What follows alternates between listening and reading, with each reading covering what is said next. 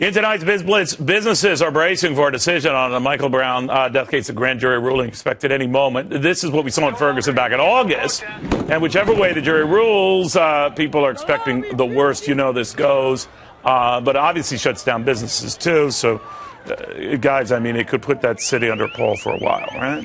Yeah, that's actually exactly right. In fact, 80 businesses in Ferguson saw their revenues plunge during the last round of rioting, and 30 businesses actually saw a lot of looting and, damage to their businesses. Several of them since moved out. Yeah, and that's the issue. I mean, the rioting hurts the local economy very badly in an area where the average income, I think, is around $37,000, $100,000 less than the state of Missouri is. And it won't be limited to Ferguson or St. Louis. This will affect other cities where rioting and looting could take place.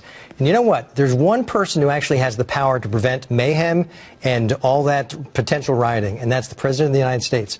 What he should do is speak to the nation before the grand jury comes out with their ruling.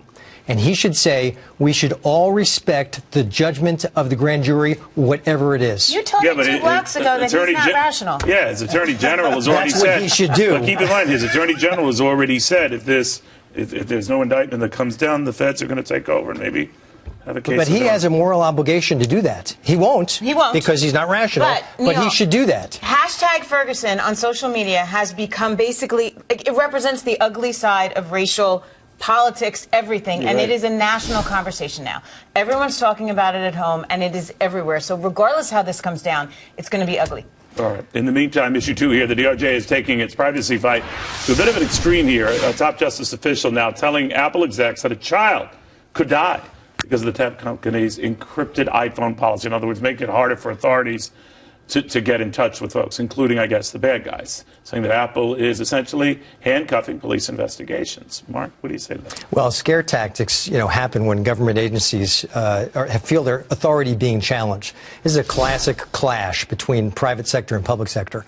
But because of the NSA snooping scandal, I don't think Silicon Valley really cares what they have to say about it. I don't think they're going to play ball. Here's the issue. Apple is a technology company.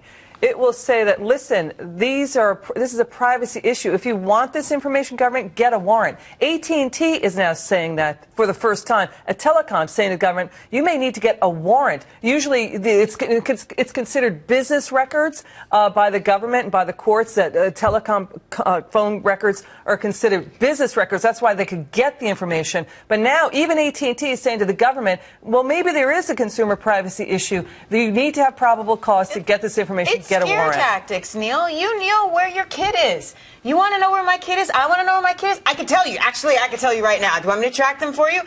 This is what we do as parents. We track them. I follow them. The police has a question. They ask me. There is that. All right, issue 3, the war on drugs to the war on chips. Did you hear this? Brazil is urging its citizens to avoid ultra-processed products like potato chips, soda, and chicken nuggets. Just like the food police is doing here. Well, Brazil is off my vacation roster. Tracy, what do you think? So I think that every person that comes out of Brazil is hot, and they should continue eating exactly what they're eating and maintain their high-processed diet because they all are just stunning. They are beautiful people. I have a protest. I'm going to protest the food police right here. What do you have? Okay, I have snacks for everybody. There we go. Okay, and I want to protest them. This would not go well in Brazil. Okay? I have something for everybody. I brought snacks for everybody today. This is my protest to the food police. So this directive out of Brazil actually has good information, good guidelines. Really? Which take your pick. That was pretty good. But you don't like any government doing this kind of stuff. So it's good information, good guidelines, but the food police will use it to restrict private enterprise. Yes. The food companies really want this market. It's the 5th biggest in the world. Right. I mean, 200 million people, right? Right. There's no small irony that Brazil is part of the food problem. They export a lot of sugar and soy, but and they block. They are beautiful people themselves. They block the food companies from being a part of this. Yeah. I mean, so I'll just leave this universe. The last one was from Brazil. Anyway.